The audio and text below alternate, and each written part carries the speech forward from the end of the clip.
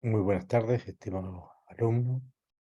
Bueno, en los próximos minutos quiero compartir con ustedes algunas tips, algunas ideas, algunos conceptos que les pueden ayudar a lograr una comunicación escrita efectiva que yo he denominado en este inicio de clase.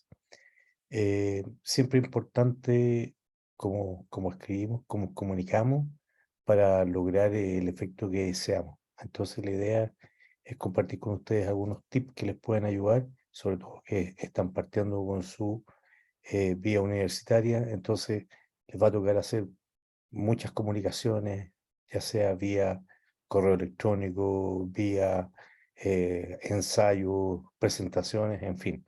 Entonces, un poco la idea es conversar algunas tips que les pueden ayudar.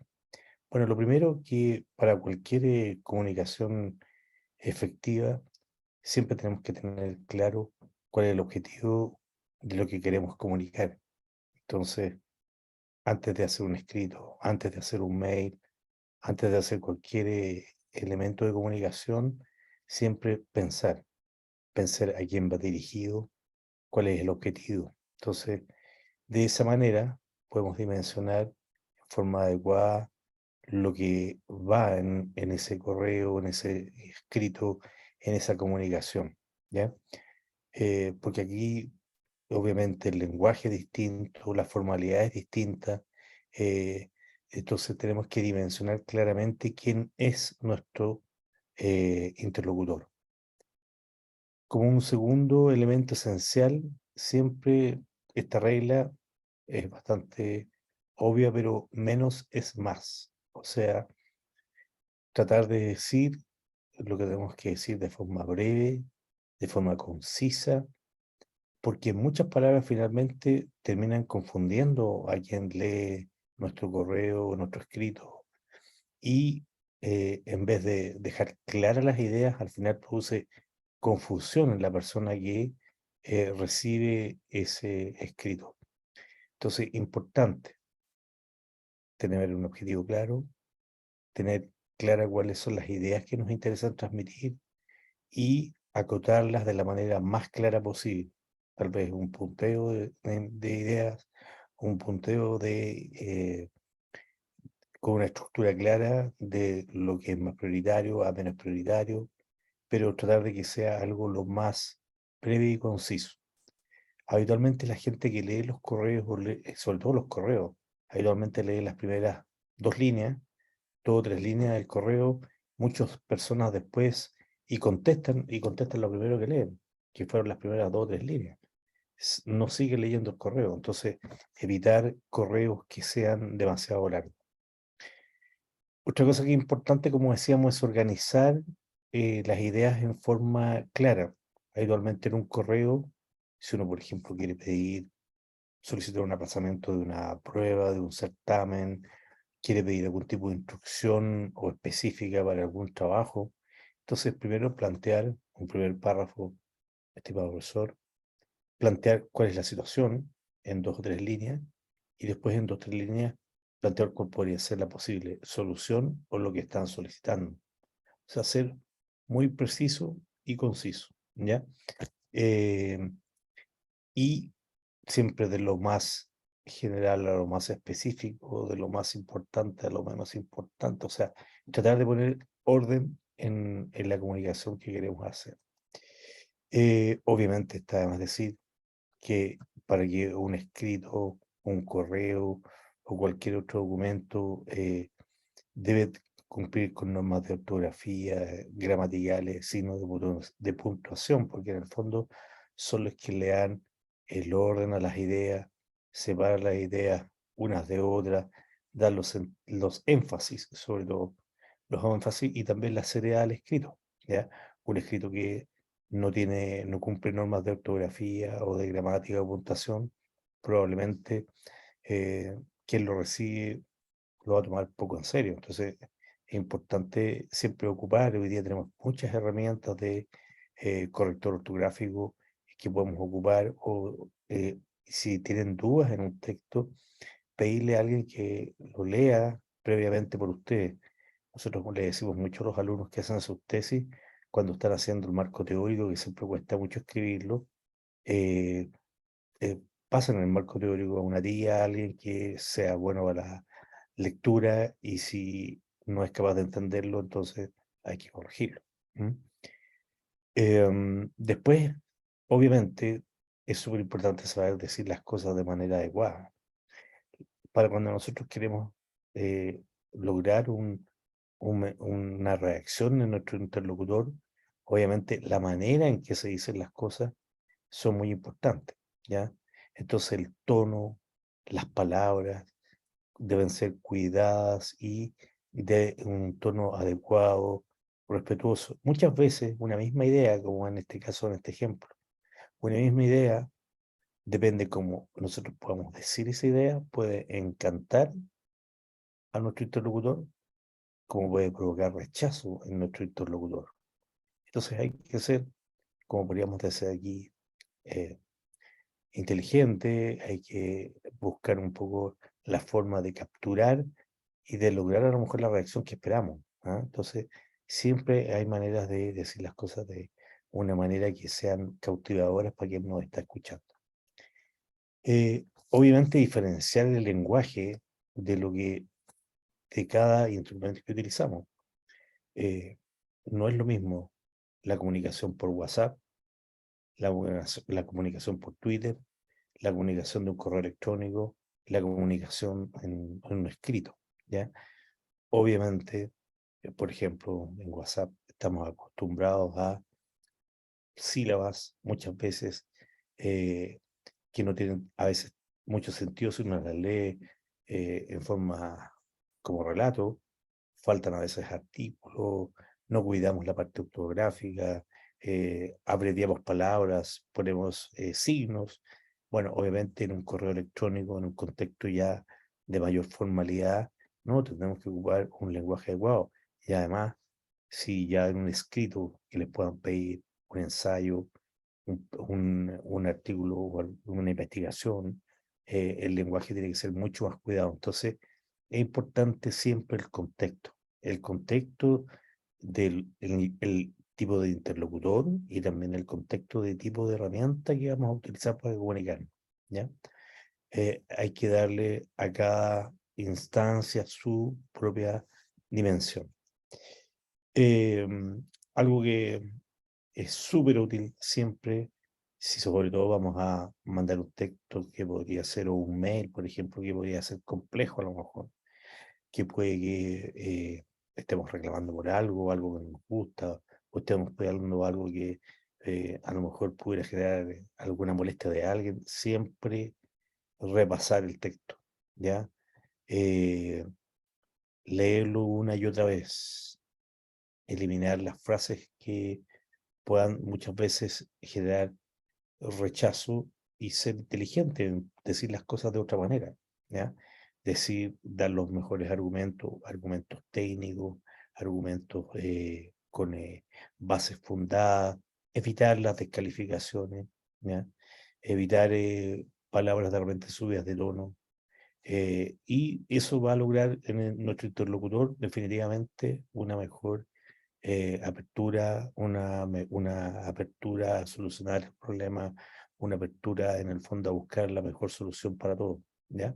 Entonces, yo siempre digo, es mejor repasar el texto que uno va a mandar 2, 3, 4 veces antes de mandarlo definitivamente, sobre todo cuando un correo se va, ya es un texto que quedó ahí y que es un documento finalmente que después eh, se va a recurrir retrospectivamente.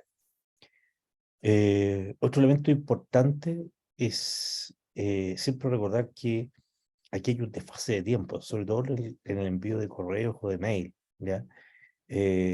Una cosa es el momento en que uno hace el borrador de un correo, a lo mejor a veces puede hacer un correo en un momento, a veces un poco en algunos momentos puede ser como de ofuscación o de enojo, pero otra cosa es la lectura de ese correo, que ese correo a lo mejor se va a leer 1 o 2 días después, en otro contexto, por otras personas.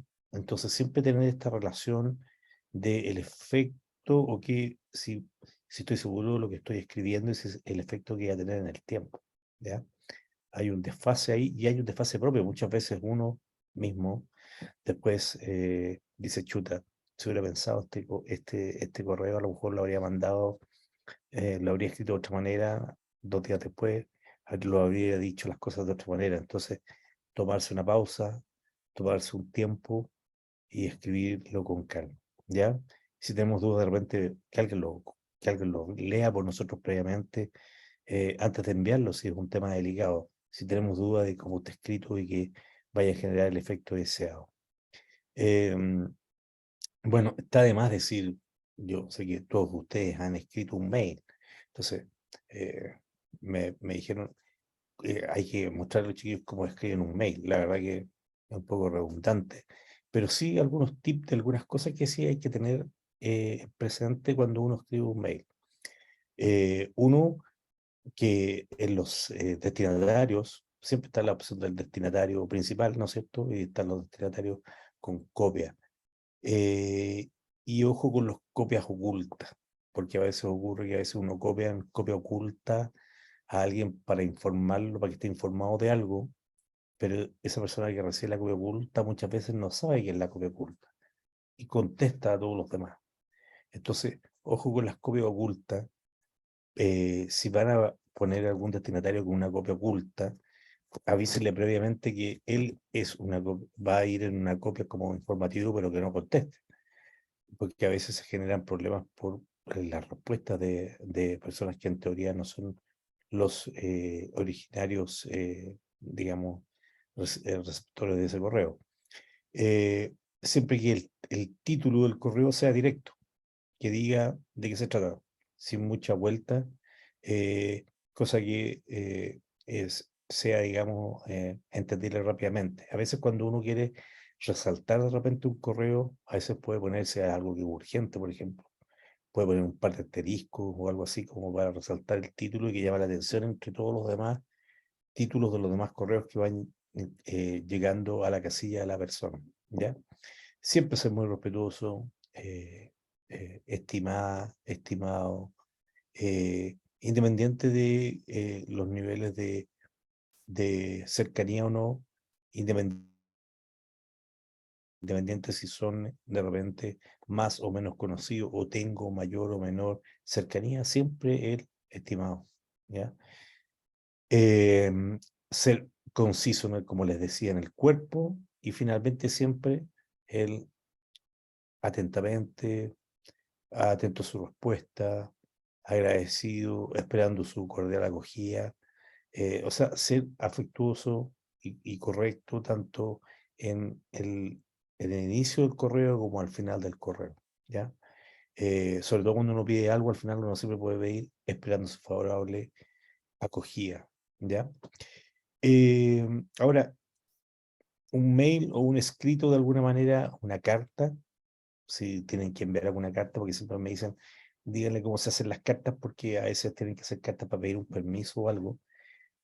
Una carta, si bien tiene estructuras similares a un correo, pero siempre parte con una estimada, en este caso, este ejemplo, estimada abuela, no sé tú, pero siempre a diferencia de un mail, van con la fecha arriba, ¿ya? Lugar y fecha y año, donde fue escrita esta carta. Empieza el relato de la carta y al final de la carta finalmente siempre va también una despedida cordial, que se abrazo, se despide afectuosamente, esperando por favor la acogida y la firma de quien hace esa carta. ¿Se fijan? Y esto, como está este ejemplo también, estructurado en 3, 4 ideas eh, simples, donde podamos decir lo que es de nuestro interés. Ahora, ustedes van a llegar después cuando ya estén en tercer año, cuarto año, a las estructuras de un artículo científico. No me quiero meter en detalle en un artículo científico, pero solo tener presente porque ya a lo mejor van a tener que leer alguno, las cosas relevantes en la construcción de un artículo científico, ¿ya? Bueno, obviamente, tips por un artículo científico, el título, corto, conciso y claro, que llame la atención de los pares, ¿ya? Muchas veces el título del artículo científico no es igual al de la tesis, porque el de la tesis habitualmente es mucho más largo, porque está hecho para la estructura más bien de tipo científica. El paper es la comunicación de una tesis habitualmente, entonces es más corto y es para llamar la atención sobre todo sobre los resultados del paper, ¿ya? Siempre un paper tiene un resumen, ¿ya? Donde básicamente, en pocas palabras, se da cuál es el fundamento finalmente de la investigación, ¿ya? Qué es lo que se sabe, cuál es el problema, qué es lo que se está buscando investigar, ¿ya? Los materiales, los métodos después, todos los materiales utilizados, la metodología, la población que se reclutó en esa investigación, cómo se va a analizar los resultados, en fin, y después los que serían resultados y discusión, ¿ya? Los resultados que habitualmente son tablas, figuras, que muestran habitualmente los datos, los números, con análisis estadístico, también de distinto tipo, descriptivo, inferencial, y una discusión y resultado donde finalmente se analizan los resultados, contrastándolo con otras investigaciones, eh, revisando cuáles fueron los aciertos de nuestra investigación, las dificultades de nuestra investigación, en fin. Y finalmente después se concluye. ¿Ya? Esto es una estructura muy básica del artículo científico, pero como ustedes están haciendo el primero, se los puse así como lo más, lo más central de un artículo científico. Ahora, como ustedes ven, hemos hablado de algunos tips para una comunicación efectiva. A muy grandes rasgos hablamos de 3 tipos de documentos: un correo, una carta, un paper, ¿ya? Pero para que ustedes vean, a mí me toca participar del proceso de la revisión de las tesis de los alumnos y me toca gestionar muchas veces las correcciones. Entonces, múltiples correctores hacen observaciones respecto a los escritos. Uno de los mayores problemas en las tesis, además de los temas técnicos, de los trabajos propiamente tal de cada una de las tesis, siempre son los temas de cómo se escriben, ¿ya? Entonces, acá les voy a mostrar unas pocas diapos con algunas cosas que son los comentarios de algunos correctores de tesis, para que ustedes vean que lo que yo les dije, que, claro, puede ser para un mail, puede ser para una carta o puede ser para una tesis, en realidad son conceptos que se aplican para todo. Pero a ustedes les pueden servir porque más adelante lo van a tener que hacer, ya sea algunos documentos pequeños o documentos de tesis cuando ya estén más adelante. Mire, todos estos corresponden a comentarios de correctores. Este corrector, por ejemplo, en la pauta de corrección le puso a los alumnos: redacción, menos es más. Un poco lo que conversábamos antes. Entonces dice él, un escrito claro y conciso es siempre mejor que, uno largo y confuso podría haber redactado todo en 20 páginas en vez de 38. O sea, probablemente en esta tesis el marco teórico tenía 38 páginas y él dice con 20, pero bien escritas o más concisas sería suficiente. Muchas veces en las tesis los alumnos dicen, no, mientras más páginas es mejor. No, no es así. Muchas veces una tesis con muchas páginas es tan confusa que al final no son bien evaluadas. Respecto a la escritura, por ejemplo, ser eh, bastante detallista, por ejemplo, en la numeración del índice, por ejemplo. Allí donde puso podrían haber puesto más esfuerzo, ¿ya? Y lo otro, no soy reiterativo, por ejemplo, dice, en muchos casos fue repetitivo, por ejemplo, hablaban de las glicoproteínas tipo GN y GC, y hablaban aquí de varias cosas, y esto dice fue repetido al menos 3 veces, siendo que ni siquiera es relevante para su investigación. Entonces, el corrector le dice aquí, repetir información irrelevante es un despropósito. O sea, además, repetir varias veces lo mismo no tiene ningún sentido. Otro comentario aquí del redactor, por ejemplo. le pone aquí en la corrección a ellos. Usted muchas veces cambió el tiempo gramatical dentro de un mismo párrafo, saltando del presente al futuro para terminar en el pasado, ¿ya? Entonces esto dice él que es confuso para el lector, sobre todo en los métodos experimentales. O sea, aquí estaban ellos, los alumnos, redactando un procedimiento experimental, porque si se redacta en pasado, se entiende que las muestras ya se tomaron, pero si se cambia a futuro, no se ha realizado, entonces el lector queda muy perdido. Entonces le está diciendo, si usted me pone en pasado y en futuro, no sé si realmente esto se hizo o no se hizo, ¿ya? El tema del Spanglish, ¿ya? Que en los escritos científicos hay que tener cuidado, ¿ya? Y cuando se pongan palabras en inglés, deberán ir en cursiva, ¿ya? Él le pone acá, por ejemplo, esta palabra spike, ¿ya? Y en muchas otras que encontró al escrito. A tener presente. Por ejemplo, una cosa que es frecuente también y vemos muchos los escritos, la consistencia, por ejemplo, en las siglas. Por ejemplo, acá el corrector le puso, puede usar RNA o ARN, antivirus o ANDB, pero no ambos porque confunden al lector. O sea, en algunos párrafos ponían RNA y en otros párrafos ARN.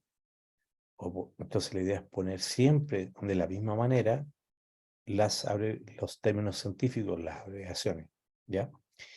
Ojo con las palabras coloquiales en los escritos, sobre todo cuando sean escritos científicos, ya palabras coloquiales como tormenta de citoquinas pone aquí él, o en ciego. Entonces, dice aquí lo correcto es describir los fenómenos o métodos usando las palabras exactas, no metáforas propias de una poesía, ¿ya? O sea, la ciencia tiene su propia terminología y no debemos cambiarla, debemos ser rigurosos, ¿ya? Cuando toquen poner referencias, por ejemplo, ¿ya? En las referencias, por ejemplo, no se pone citado y el día que se citó, ¿ya? Hay un formato que lo van a conocer ustedes, que es el formato Vancouver, donde no se pone la fecha en que se leyó ese artículo, ¿ya? Solo se incluyen los datos como los autores, los títulos, el volumen, el índice de la revista, las páginas de esa paper, pero no la fecha en que se consulta. Entonces, a veces los alumnos ponen las referencias y todo, a veces con un largo link de donde las consultaron, ¿ya? Eso no corresponde a las normas de Vancouver, ¿ya? Eh, Acá otro corrector, por ejemplo, lo que no destaco en su manuscrito, ya seguramente antes había destacado algunas cosas, pero ya le ponen a los alumnos, acá, por ejemplo, no destaco su capacidad de seleccionar información relevante. Entonces dice, si va a medir emetor, está bien que explique emetor en un par de páginas, pero si no mide la PIP 3K, no tiene sentido escribir sobre eso. Entonces dice, escribió muchas páginas sobre temas que no guardan relación directa con su investigación. Entonces, ojo también, tanto en un escrito o en escribir lo que sea relevante al tema, ¿ya? Eh, Esto acá son observaciones similares que hace el autor también de cosas que están escritas como aumentando la cantidad de cosas en el escrito, pero que no están relacionadas con la investigación, ¿ya? El tema de las comas, por ejemplo. Hablábamos de lo importante de las abreviaciones. Por ejemplo, acá el corrector le dice, use comas. Las frases para ser bien comprendidas deben tener una estructura modular y las comas ayudan a expresar dicha estructura. Usted encontrará numerosas oportunidades en que tuve que poner las comas que usted no puso, ¿ya? Este corrector después le marca en el escrito a los alumnos, le va marcando las acentos, las comas y todo, ¿no es cierto? Entonces dice, además de las comas, los puntos también ayudan a expresar una estructura modular y a entregar la información contenida con claridad. Frases demasiado largas, coma, con con una gran probabilidad van a resultar enormemente confusas. Y aquí él le puso, mira, usted escribió frases con más de 100 palabras. Use el mecanismo de dividir para conquistar en su reacción, ¿ya? Y aquí yo les copié un ejemplo que les puse, por ejemplo, donde puso esta frase bastante larga respecto a la RNA, microRNA, que prácticamente solo tenía una coma acá, y eso las dividió en varias, por ejemplo, los microRNA son moléculas de RNA monocuaternario, ¿no es cierto? Coma, que contienen de 20 a 22 nucleótidos no codificantes, coma, que están involucrados, entonces se fijan, en el fondo, de alguna manera, permite una lectura más entendible del contexto, separa las ideas en forma clara, ¿ya? Ayuda a la comprensión. Y esto se aplica para un escrito científico, pero también se aplica para un correo electrónico, ¿ya?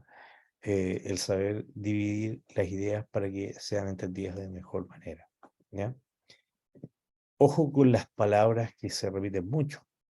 Por ejemplo, en este caso, el corrector les dice a ellos, en muchas ocasiones usted repite palabras en la misma frase.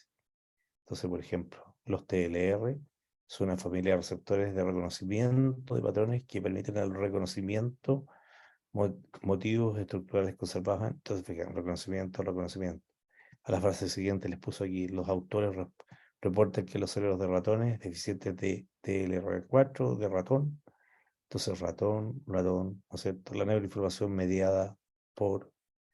entonces la idea es buscar siempre sinónimos, de tal manera de en una misma frase o tan seguido no repetir la misma palabra, porque al final también no permite una lectura fluida, ¿ya? Para la persona que lee. Además que, como dice aquí este corrector, dice el problema de que el lector puede pensar de que su vocabulario no es el adecuado, porque no le recomiendo repetirlo tanto, ¿ya? Además, como dice un poco este profesor, puede pensar de que no maneja mucho el tema, y al no manejar mucho el tema no tiene mucha facilidad para poder expresar las ideas, y por eso repite lo mismo, ¿no es cierto? Entonces, la calificación después puede ser a lo mejor no adecuada, ¿ya? Algunas cosas que también tienen que ver, por ejemplo, con cifras a veces en los escritos, ¿ya? Acá este profesor le pone al alumno, dice, en el idioma español las cifras decimales se denotan con una coma, mientras que en inglés se usa el punto. Pero ¿qué pasó acá en el escrito de estos alumnos? Que ellos mezclaron los puntos y las comas en los decimales. Entonces, por lo tanto, eso lleva a confusión en los resultados, ¿ya? Porque en un lugar ocuparon puntos y en otra parte ocuparon comas, ¿ya? Entonces, además puede hacer pensar también al corrector de que hay cosas que están copiadas de alguna parte. Y a veces cuando se copian, se copia incluso con errores o puntos u otras cosas que no corresponden a la investigación, ¿ya? En lo de las citas, siempre les van a pedir en todos los trabajos que pongan citas, ¿no es cierto? Citas bibliográficas que en el fondo están respaldando la revisión que ustedes hicieron o la información que ustedes hicieron. Entonces, como dice aquí este profesor, es importante colocar siempre las citas correspondientes a la fuente, ¿ya? Porque de lo contrario, una idea que es tomada, digamos, de la literatura, pero sin nombrar al autor, es considerada finalmente plagio, ¿ya? Incluso en los últimos tiempos se están implementando varios sistemas para determinar la cantidad de plagio que pudieran tener los escritos que se entreguen, ¿ya? Hay varios programas que se están implementando ahora que uno carga el archivo y ve cuántos porcentajes de reacción similar a otros escritos tiene, ¿ya? O a veces se ponen y a veces no se ponen. Entonces aquí dice, y sobre todo esto se da mucho cuando hay varios autores en un mismo escrito. Entonces ustedes se dividen el escrito y dicen, ya tú vas a hacer la primera parte, tú vas a hacer la segunda parte, tú vas a hacer la tercera parte. Y hay uno que es más cuidadoso, pone todas las citas, hay otro que es menos cuidadoso y no pone las citas. Entonces él le dice, él puso aquí, pareciera o es sospechoso que alguno de los autores no puso el esfuerzo requerido por su parte, ¿ah? Porque probablemente una parte del escrito no tenía las citas, pero las otras sí, ¿ya? Entonces, es interesante como los correctores se dan cuenta de ese tipo de cosas.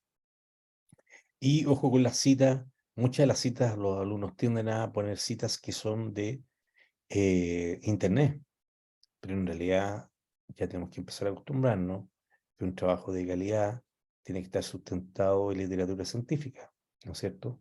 En publicaciones que sean aprobadas y revisadas por expertos, ¿ya? Por lo tanto, tienen que ser citas de revistas indexadas y validadas y no de internet, para que nos vayamos a acostumbrar, ¿ya? Bueno, estas son algunas cosas en realidad que algunos tips o consejos, como ustedes ven, solo para resumir, entonces, claridad en lo que queremos decir, sencillez en el mensaje, corto, preciso, como dice acá, conciso, entre menos palabras ocupes mejor, correcto, entonces el lenguaje sea lo más correcto posible, evitar los errores ortográficos, ¿ya? Eh, Aquí habla de compañía, pero pensemos en, porque dice, recuerda que tu forma de expresar te refleja el valor de la empresa que trabajas, pero más que nada el contexto donde estás escribiendo, si ya no es el WhatsApp, es la universidad, es con una empresa, es con un docente, entonces un contexto adecuado, con un lenguaje adecuado, cortesía, lo vimos en los textos siempre, partir cortésmente un escrito, estimado, estimada, y terminar también cortésmente ese escrito, esa carta. Ser concreto la idea que queremos transmitir. A veces es mejor mandar un correo con un tema, otro correo con otro tema, otro correo con otro tema, y no mandar uno con todo junto, porque como les dije, probablemente les van a contestar más la primera idea y lo otro va a quedar postergado, ¿ya? Consultar siempre fuentes legítimas, siempre respaldarse con información dura.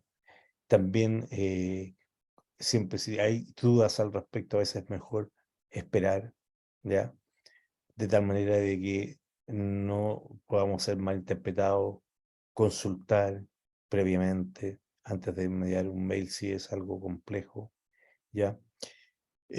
Bueno, y finalmente decirles que yo creo que escribir tiene que ser algo, es algo creativo, es algo que denota una cierta forma de arte, podríamos decir, ¿ya?